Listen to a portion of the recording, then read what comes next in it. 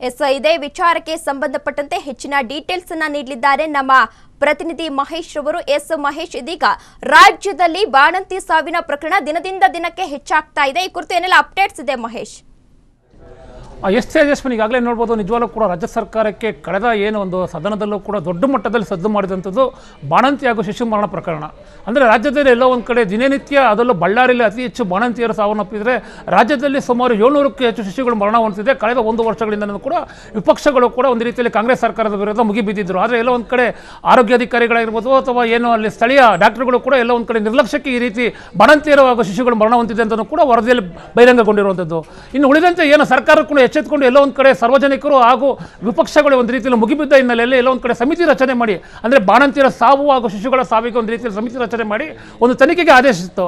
ಆದರೆ ಅದನ್ನು ಹೊರತುಪಡಿಸಿ ರಾಜ್ಯ ಹೊರತುಪಡಿಸಿ ಬೆಂಗಳೂರು ನೋಡೋಕೆ ಹೋದರೆ ನಿಜವಾಗ್ಲೂ ಕೂಡ ಒಂದು ರೀತಿಯಲ್ಲಿ ಜನಗಳು ಶಾಕೆ ಆಗ್ತಾರೆ. ಯಾಕಂದರೆ ಕಳೆದ 8 ತಿಂಗಳಲ್ಲಿ ಬೆಂಗಳೂರಲ್ಲಿ ಶಿಶುಗಳು, ಅಂದರೆ ಹುಟ್ಟಿದಂಥ 5 ವರ್ಷದೊಳಗಿನ ಶಿಶುಗಳು ಸುಮಾರು 535 ಶಿಶುಗಳು ಸಾವನ್ನಪ್ಪಿರುವಂಥದ್ದು. ನಿಜವಾಗ್ಲೂ ಕೂಡ ಕಳೆದ 8 ತಿಂಗಳಿಗೆ ಇಷ್ಟೊಂದು ಸಾವು ಆದರೆ ನಿಜವಾಗ್ಲೂ ಎಲ್ಲೋ ಒಂದು ಕಡೆ ವೈದ್ಯರ ನಿರ್ಲಕ್ಷ್ಯವೋ ಅಥವಾ ತಾಯಂದಿರ ನಿರ್ಲಕ್ಷ್ಯವೋ ಅಥವಾ ಆಸ್ಪತ್ರೆಯಲ್ಲಿ ಸೌಲಭ್ಯಗಳ ಕೊರತೆ ಅನ್ನೋದು ಕೂಡ ಪ್ರಶ್ನೆ ಆಗಿರುವಂಥದ್ದು.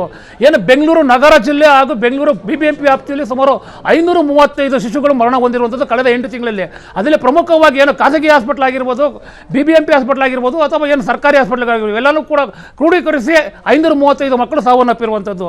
ಪ್ರಮುಖವಾಗಿ ಇಲ್ಲಿ ಮಕ್ಕಳು ಸಾವಿಗೆ ಕಾರಣ ಏನು ಅಂತ ನೋಡೋಕೆ ಹೋದರೆ ಅತಿ ಹೆಚ್ಚು ಮಕ್ಕಳು ಸಾವಾಗಿರೋದು ಕ್ಯಾನ್ಸರು ಹಾಗೂ ಕಿಡ್ನಿ ವೈಫಲ್ಯದಿಂದ. ಉಳಿದಂತೆ ಒಂದು ಅವಧಿಗೂ ಮುನ್ನ ಜನನ, ಉಸಿರಾಟ ತೊಂದರೆ, ಈ ರೀತಿ ಸಾವನ್ನಪ್ಪಿರುವಂಥದ್ದು. ಅಂದರೆ ಎಲ್ಲ ಒಂದು ಕಡೆ ನಿಜವಾಗ್ಲೂ ಕೂಡ ಎಲ್ಲೋ ಒಂದು ಕಡೆ ತಾಯಂದಿರು ಪೋಷಣೆ ಮಾಡೋದಿಲ್ಲ ಅಥವಾ ಅವರಿಗೆ ಆಹಾರ ಸಿಗೋದಲ್ಲಿ ಎಲ್ಲೋ ಒಂದು ಕಡೆ ಪೌಷ್ಟಿಕಾಹಾರ ಸಿಗೋದಲ್ಲಿ ಒಂದು ರೀತಿಯಲ್ಲಿ ತೊಂದರೆ ಆಗಿದೆ ಅಂತಲೂ ಕೂಡ ಈಗಾಗಲೇ ತನಿಖೆಗೆ ಮುಂದಾಗಿರುವಂಥದ್ದು.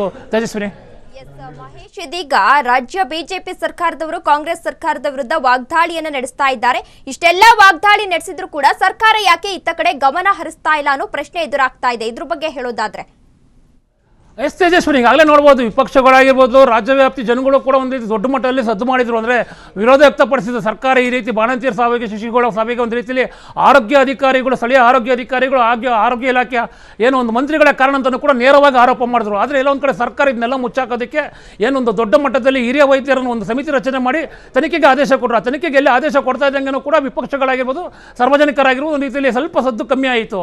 ಆ ಹಿನ್ನೆಲೆಯಲ್ಲಿ ಎಲ್ಲೋ ಒಂದು ಕಡೆ ಮತ್ತೊಂದು ಪ್ರಕರಣ ಬೆಳಕಿಗೆ ಬಂತು. ಆ ಬೆಳಕಿಗೆ ಹೋಗ್ತಿದ್ದಂಗೆ ರಾಜ್ಯ ಸರ್ಕಾರ ಅದ ಕಡೆ ತಿರುಕೋತು. ಎಲ್ಲೋ ಒಂದು ಕಡೆ ಬಾಣಂತಿಯರ ಸಾವು, ಶಿಶು ಸಾವು ಬಗ್ಗೆ ಎಲ್ಲೋ ಒಂದು ಕಡೆ ಕ್ರಮ ಕೈಗೊಳ್ಳುವಂಥದ್ದನ್ನು ಕೂಡ ಈಗ ಜನಗಳು ಒಂದು ರೀತಿ ಆರೋಪ ಕೇಳಿ ಬರ್ತಾ ಇರುವಂಥದ್ದು. ತೇಜಸ್ವಿನಿ, ಧನ್ಯವಾದ ಮಹೇಶ್ ತಮ್ಮೆಲ್ಲ ಮಾಹಿತಿಗಾಗಿ.